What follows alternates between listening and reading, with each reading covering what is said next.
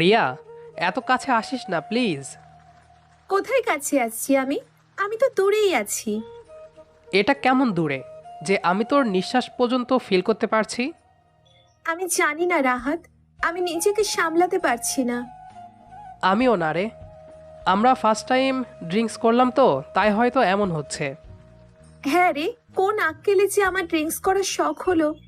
এখন তো আমি নিজেই নিজেকে সামলাতে পারছি না। এই রিয়া, আবার আমার গায়ের উপর পড়ছিস কেন? দেখ, এমনিতেই ড্রিঙ্কস করেছি, তার উপর তুই এভাবে গায়ের উপর পড়লে আমি কিন্তু নিজেকে কন্ট্রোল করতে পারবো না। আমিও নিজেকে কন্ট্রোল করতে পারবো না। আমার মাথা ঘুরছে রাহাত। আমারও মাথা ঘুরছে, চোখের সামনে সব কিছু কেমন ঘুরপাক খাচ্ছে। হঠাৎ আজকে তোকে এত হ্যান্ডসাম লাগছে কেন রে? তোকেও আজকে কেন যেন আমার কাছে খুবই সুন্দর লাগছে। কেন যেন মনে হচ্ছে তোকে একটা কিস করি। Can I kiss you Riya? Yes, you can.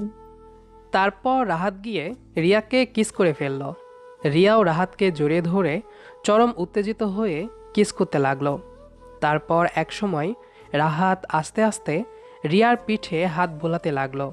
ধীরে ধীরে ওদের মধ্যে কিসের থেকেও অনেক বেশি কিছু হয়ে গেল। সকালে ঘুম থেকে উঠে রিয়া নিজেকে আর রাহাতকে এভাবে দেখেও কিছু বুঝতে পারল না, কারণ রাতের নেশার ঘোর এখনও কাটেনি রিয়ার।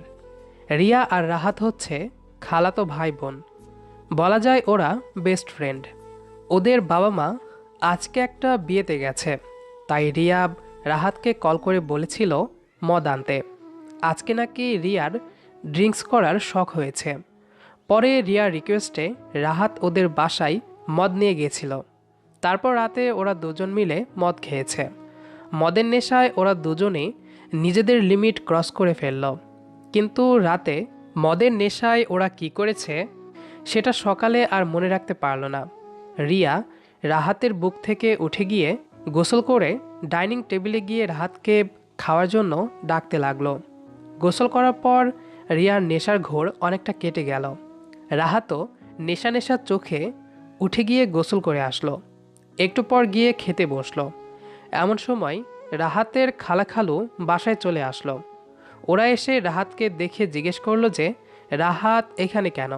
পরে রিয়া বলল যে মা, আসলে রাহাত সকালে এসেছে এখানে।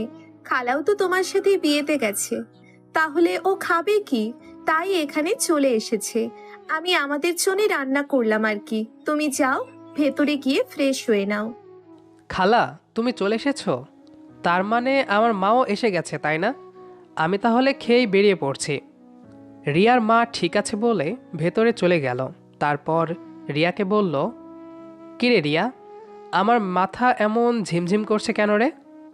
জানি না রে, আমার মাথাটাও কেমন ঝিমঝিম করছে। ইস, আচ্ছা, কালকে রাতে কি হয়েছে?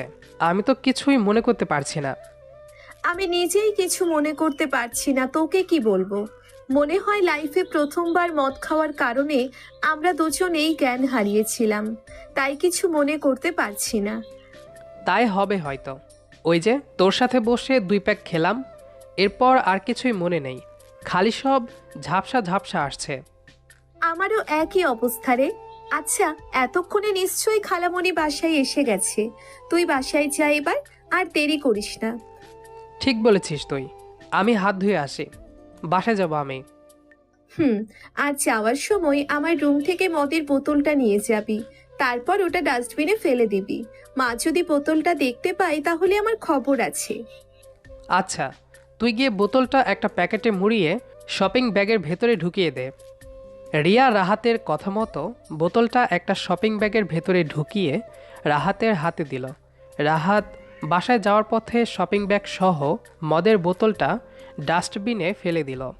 বাসায় গিয়ে রাহাত নিজেকে বেশ ক্লান্ত অনুভব করছিল, কিন্তু আসলে যে এমন কেন হচ্ছে তা তারা কেউই বুঝতে পারল না।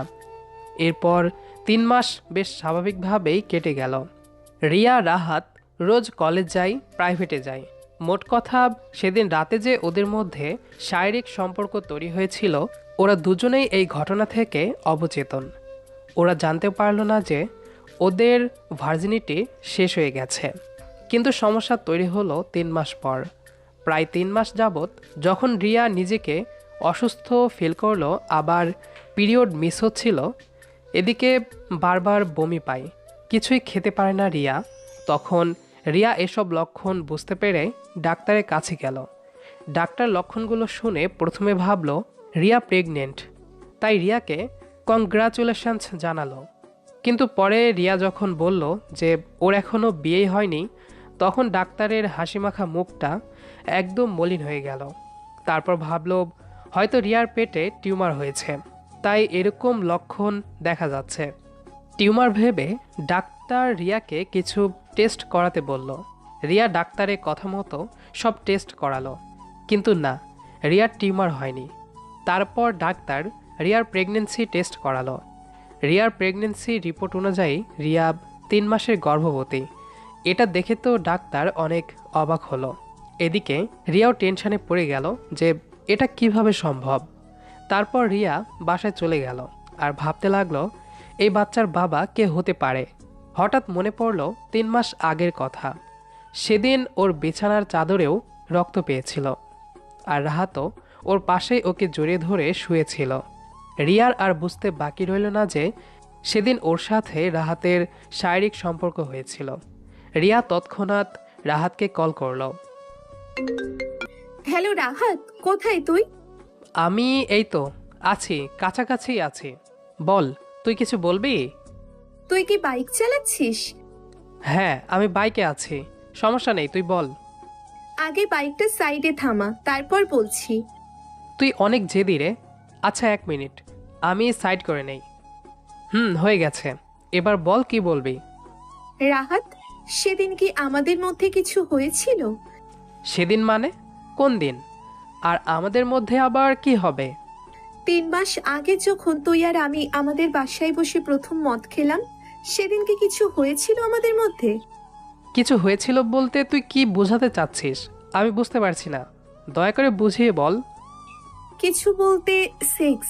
ওই দিন কি আমাদের মধ্যে সেক্সুয়াল সম্পর্ক হয়েছিল? কি বলছিস তুই? তোর সাথে আমার সেক্সুয়াল সম্পর্ক? এটা কিভাবে সম্ভব? আমি কিভাবে জানবো? তুই বল হয়েছিল কিনা। আমি জানি না রিয়া, আমার মতে আমাদের মধ্যে এরকম কিছুই হওয়ার কথা না। কিছু যদি নাই হয়ে থাকে তাহলে আমি প্রেগনেন্ট হলাম কিভাবে? আমার পেটে বেবি আসলো কিভাবে? আমার তো তুই আর মেঘা ছাড়া আর কোনো বন্ধুই নেই। আর বিয়ের আগে সজ্ঞানে আমি কারোর সাথে কখনোই সেক্সুয়াল সম্পর্কে জড়াবো না।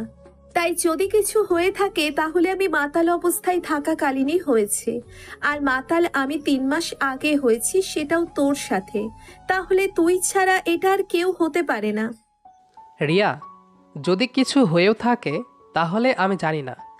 সেদিন যেমন তুই ফার্স্ট টাইম ড্রিঙ্কস করেছিলি, তেমন আমিও ফার্স্ট টাইম ড্রিঙ্কস করেছিলাম। তাই তুই যেমন নেশায় মাতাল হয়েছিলি, তেমন আমিও মাতাল হয়েছিলাম। এখন যদি সেদিন কিছু হয়েও থাকে, তাহলে কি এটা আমার মনে থাকার কথা? তুই বল। আমি জানি না রাহাত, আমি কিচ্ছু জানি না। আমি আর বাঁচবো না রাহাত। আমার বাবা মা যদি এটা জানে তাহলে কি হবে ভেবে দেখেছিস তুই? বিয়ের আগে 3 মাসের বাচ্চা পেটে, কিভাবে জানাবো আমি বাসায়? বাবা তো পুরো ভেঙে পড়বে রে। রিয়া, রিয়া, প্লিজ শান্ত হ। দেখ, উল্টাপাল্টা কোনো ডিসিশন নিবি না। আমি এখনই তোদের বাসায় আসছি। আমি যতক্ষণ না আসি তুই চুপচাপ রুমে বসে থাক, আমি এসে সব ঠিক করে দেব। কি ঠিক করবি তুই? বাচ্চাটা ফেলে দিতে বলবি, তাই তো? আমি পারবো না রে। আমি যেমন আমার বাবা মায়ের সন্তান, তেমনি আমার পেটের সন্তানটাও আমার। যদি বাঁচি তাহলে আমরা একসাথে বাঁচবো, আর মরলে একসাথে মরবো। তুই কোনো চিন্তা করিস না। নিশ্চয়ই সেদিন আমারও দোষ ছিল, তাই এমন হয়েছে। শুধুমাত্র ছেলেদেরকে দোষ দিলেই তো হয় না, আমারও দোষ ছিল। তাই যা শাস্তি পাওয়ার আমি আর আমার গর্ভের সন্তান পাবে। আমি আত্মহত্যা করব রাহাত। ভালো থাকিস। ঠাটিয়ে একটা চর মারবো তোকে রিয়া। বাচ্চাটা তোর একার না যে তার প্রতি তোরই শুধু মায়া থাকবে, আমার থাকবে না। সন্তানটা যতটুকু তোর, ঠিক ততটুকু আমারও। তুই কিভাবে ভাবলি যে আমি আমাদের সন্তানকে মেরে ফেলতে বলবো? আর আমি রাহাত দায়িত্ব নিয়ে ভয় পাই না। তোর পেটে যদি আমার সন্তান বেড়ে ওঠে, তাহলে আমি অবশ্যই তোকে বিয়ে করব, আর সেটাও আজকেই।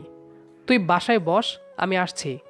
আজকে আমরা কোর্ট ম্যারেজ করব, তারপর বাসায় জানাবো। দেখি কে কি বলে। না রাহাত, আমি চাই না যে একটা ভুলের জন্য তুই তোর জীবনটা এভাবে নষ্ট করিস। আমি নিজেই একটা নষ্টা মেয়ে, তাই আমার সাথে বিয়ে হলে তোর জীবনটাও নষ্ট হবে। সেটা আমি হতে দিব না। তুই ভুল ভাবছিস। আমি আগে থেকেই তোকে ভালোবাসতাম। ভেবেছিলাম সময় সুযোগ বুঝে আয়োজন করে তোকে আমার ভালোবাসার কথা জানাবো, কিন্তু তার হলো না। তোর প্রতি আমার ভালোবাসাটা প্রকাশ করার জন্যই হয়তো ওপরওয়ালা তোর গর্ভে আমাদের সন্তানকে লালন পালন করছেন। সত্যি বলছিস? তুই ভালোবাসিস আমাকে? হুম রে, অনেক ভালোবাসি। এখন তো আরো বেশি ভালোবাসি তোকে। কেন?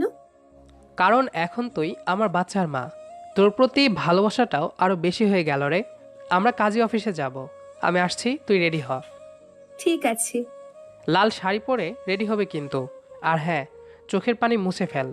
তোর চোখে পানি দেখতে আমার মোটেই ভালো লাগে না। যা বলছিস তাই হবে। তারপর রাহাত আসলো রিয়াকে নিয়ে যেতে। রিয়া লাল রঙের একটা সুতির শাড়ি পরে রেডি হয়ে নিল। রাহাত আসার পর দুজনে একসাথে বেরিয়ে গেল কাজী অফিসে। ওখানে গিয়ে দেখলো রাহাত আগে থেকেই ওদের বন্ধুদেরকে কল করে এখানে এনে রেখেছে সাক্ষী হওয়ার জন্য। তারপর সবাই মিলে ওদের বিয়েটা পড়িয়ে দিল।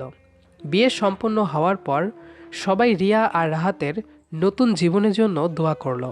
রাহাত রিয়ার হাত ধরে রিয়াকে বলল, এই যে হাত ধরলাম, আর ছাড়ছি না।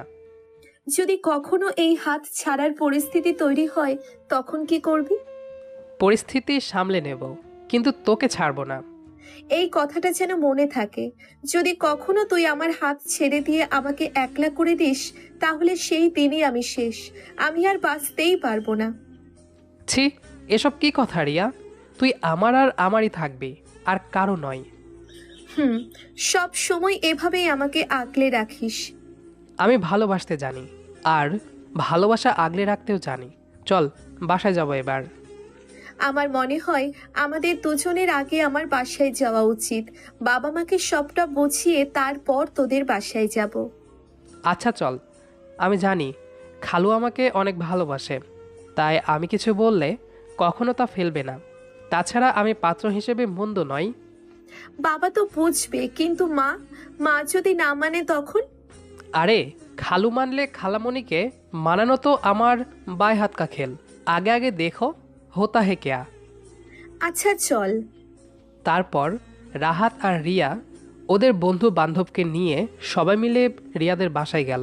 সেখানে গিয়ে রাহাত রিয়ার বাবাকে রুমের মধ্যে নিয়ে গিয়ে কি যে বোঝালো কে জানে।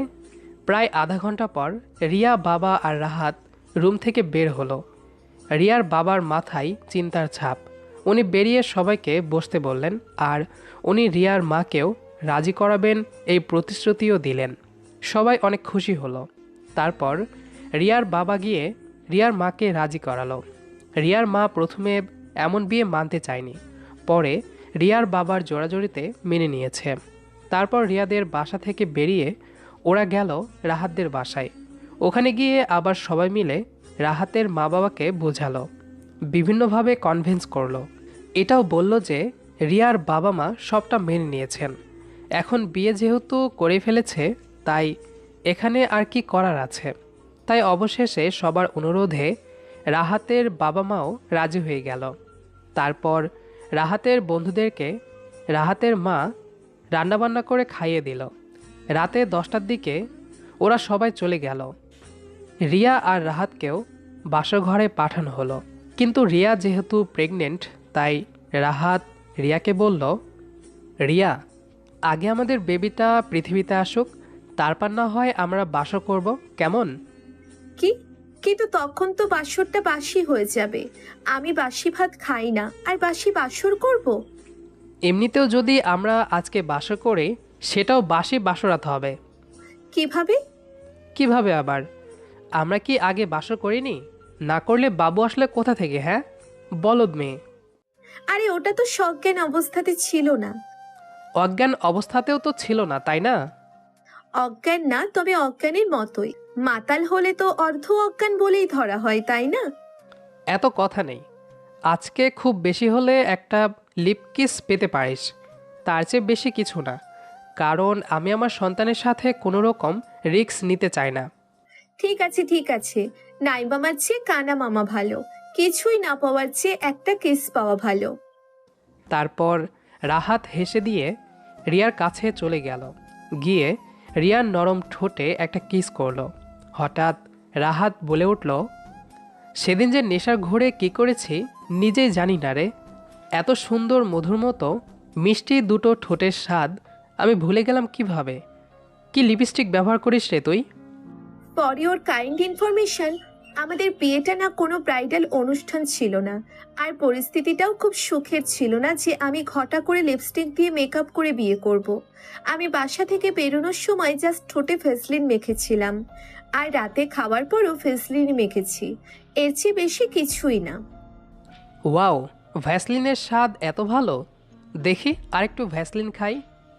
এই যে ভ্যাসলিনের ডিব্বা, তোর যখন এতই ভালো লেগেছে তখন তুই এই ডিব্বা থেকে চামচ দিয়ে তুলে খা। ব্যাপারটা এটা নয় যে ভ্যাসলিনের স্বাদ অনেক ভালো, ব্যাপারটা হলো যে ভ্যাসলিনটা তোর ঠোঁটে লেগেছিল বলে এত ভালো লাগছিল, তাই এখন আগে তোর ঠোঁটে আবার ভ্যাসলিন মাখবো, তারপর তোর ঠোঁটে কিস করে তোর ঠোঁটে লেগে থাকা ভ্যাসলিন আমি খাবো। এদিকে আয়। খবিস কোথাকার, সর এখান থেকে। এই বলে রিয়া রাহাতকে একটা আলতো ধাক্কা দিল। তারপর রাহাত রিয়াকে আরও কাছে টেনে নিয়ে আসলো। এভাবেই শুধুমাত্র জড়িয়ে ধরা আর কিস করা দিয়েই ওদের দিন কাটছিল। আস্তে আস্তে কেটে গেল কয়েক মাস। কদিন রিয়া খুব বমি করছিল। এটা দেখে রাহাতের মা ভাবল রিয়া বুঝি সবে প্রেগনেন্ট হয়েছে। রাহাত বাসায় আসার সাথে সাথে রাহাতের মা ওকে এই খবর দিয়ে খুব খুশি হলো। কিন্তু রাহাত যখন শুনল রিয়া নাকি দুপুরে বমি করার পর থেকেই ঘরে শুয়ে আছে, তখন রাহাত ঘাবড়ে গেল। কারণ হিসেব মতো এখন রিয়া 7 মাসের গর্ভবতী, তাই বলা যায় না কখন কি হয়। রাহাত তাড়াতাড়ি ঘরে গিয়ে রিয়ার পাশে বসলো। তারপর রিয়ার মাথায় হাত বুলিয়ে দিয়ে রিয়াকে বলল, রিয়া, খুব খারাপ লাগছে কি? রে, আজকে সারাদিন কিচ্ছু খেতে পারিনি, তার উপর পেটে অনেক ব্যথা করছে। হঠাৎ এসবের কারণটাও আমি বুঝতে পারছি না। আমার মনে হয় আমাদের এখনই একবার ডাক্তারের কাছে যাওয়া উচিত। কিন্তু এখন কিভাবে যাব? রাত প্রায় 9টা বাজে, এমন সময় বের হলে খালামণি খালু কি বলবে? ধুর, তুই এখনও এসব নিয়ে পড়ে আছিস? নিজে বাঁচলে বাপের নাম। আগে চল, ডাক্তারের কাছে যাব আমরা। তারপর রাহাত আর দেরি না করে রিয়াকে নিয়ে হাসপাতালে গেল। সেখানে গিয়ে জানতে পারল রিয়ার হিমোগ্লোবিন লেভেল একদম কম, তার সাথে প্রোটিনের মাত্রাও খুব কম, এদিকে আয়রনের অভাব। এভাবে যদি চলতে থাকে তাহলে বাচ্চার ক্ষতি হবে। তাই ডাক্তার যত ওষুধ দিল রাহাত সব কিনে নিয়ে গেল। সাথে সিভিট আর গ্যাসের ট্যাবলেট তো আছেই। হাসপাতাল থেকে বাসায় আসতে আসতে 11টা বেজে গেল। আসার পথে একটা পরিচিত দোকান থেকে রিয়ার জন্য কিছুটা আচার কিনে নিল রাহাত। বাসায় গিয়ে রাহাত নিজে হাতে রিয়াকে ভাত খাইয়ে দিল। রাহাতের মা যখন রাহাতকে এই ব্যাপারে জিজ্ঞেস করলো তখন রাহাত সত্যিটা বলে দিল যে রিয়া 7 মাসের প্রেগনেন্ট। রাহাতের মা বলল, ওদের তো বিয়ে হয়েছে 4 মাস, তাহলে 7 মাসের প্রেগনেন্ট কিভাবে হয়? তখন রাহাত সবটা খুলে বলল ওর মাকে। আর উনি যে এতদিন ভাবছিলেন রিয়া বিয়ের পর মোটা হয়ে যাচ্ছে, সেই ভুল ধারণাটাও ভাঙিয়ে দিল রাহাত। তখন উনি বুঝতে পারলেন আসলে রিয়া মোটা হচ্ছে না, ওর পেটের বেবির জন্য ওকে এখন মোটা লাগে। এসব শোনার পর রাহাতের মায়ের মুখ তো একদম বন্ধ হয়ে গেল। রাহাত চুপচাপ ওর মতো করে রিয়াকে খাইয়ে দিয়ে ওষুধ খাইয়ে দিল। তারপর সেদিনের মতো সবাই ঘুমিয়ে গেল। তার প্রায় 2.5 মাস পর রাহাত রিয়ার কোলে শুয়েছিল, এমন সময় রিয়া হঠাৎ চিৎকার করে উঠল। রাহাত, রাহাত, আমার কষ্ট হচ্ছে। কি ব্যাপার? আজকে তো জুনিয়র বেশ জোরে জোরেই কিক মারছে। এই যে জুনিয়র, বলেছি না মাকে বেশি জ্বালাবে না। মজা নয় রাহাত, সত্যিই আমার খুব ব্যথা করছে। ওঠ তুই আগে, পেটে খুব ব্যথা করছে রাহাত। কি? এটা কি লিভার পেইন? এখন কি হাসপাতালে নিতে হবে? বলদ, আমার কি আর কোনোদিন বাচ্চা হয়েছে যে লেবার পেইন কোনটা এটা আমি বুঝবো? আগে আমাকে হাসপাতালে নিয়ে চল, আমি আর কিচ্ছু জানি না। ওকে ওকে, কুল। আল্লাহ, এখন আমি কি করব? তোকে কোলে করে নিয়ে গাড়িতে বসাবো, নাকি তুই নিজেই হাঁটতে পারবি? কাকে কল করব আমি? মাও তো আজকেই তোদের বাসায় চলে গেল। আরে তুই এত প্যানিক হচ্ছিস কেন? না মানে, আগে কখনো বাবা হয়নি তো, তাই এমন হচ্ছে আর কি। আমার হাত ধরে আমাকে একটু উঠতে সাহায্য কর, তারপর আমি নিজেই গাড়ি পর্যন্ত যেতে পারবো। হ্যাঁ হ্যাঁ, ওঠ ওঠ, সাবধানে আয় তুই। আরে কাকে দিয়েছি রাজার পাট? আগে যা, রুম থেকে টাকা আর গাড়ির চাবি নিয়ে আয়, নইলে হাসপাতালে গিয়ে আমাকে ভর্তি করবি কিভাবে? আর পকেটে করে মোবাইলটা নিতে ভুলিস না। ঠিক আছে, নিয়েছি, চল এখন। তারপর রাহাত রিয়াকে নিয়ে হাসপাতালে গেল, আর হাসপাতালে যাওয়ার 30 মিনিটের মাথায় রিয়া একটা ফুটফুটে ছেলে সন্তানের জন্ম দিল। ডেলিভারির পরের দিন বাচ্চাকে নিয়ে ওরা বাসায় গেল। বাসায় সবাই অধীর আগ্রহে ওদের জন্য অপেক্ষা করছিল। বাচ্চার নাম রাখা হলো রায়ান। তারপর দেখতে দেখতে রায়ান ওদের সামনেই বড় হতে লাগলো। ডেলিভারি 40 দিন পর রিয়া রাহাতকে নিজের কাছে ডাকলো। ওই দিন রাহাতের মা রায়ানকে নিজের কাছে নিয়ে শুয়েছিল, তাই ওরা নিজেদের মধ্যে একটু কোয়ালিটি টাইম স্পেন্ড করার টাইম পেল। রাহাত এতদিন পর বউকে কাছে পেয়ে ইচ্ছে মতো আদর করতে লাগলো, আর রিয়াও নিজেকে রাহাতের কাছে সঁপে দিল। এভাবে ওদের সুখী দাম্পত্য জীবন চলতে থাকুক। এতক্ষণ পর্যন্ত আমাদের সাথে থাকার জন্য অসংখ্য ধন্যবাদ। গল্পটি কেমন লেগেছে সেটি অবশ্যই কমেন্ট করে জানাবেন। দেখা হবে আবার নতুন কোনো গল্প নিয়ে। সে পর্যন্ত আমাদের সাথেই থাকবেন।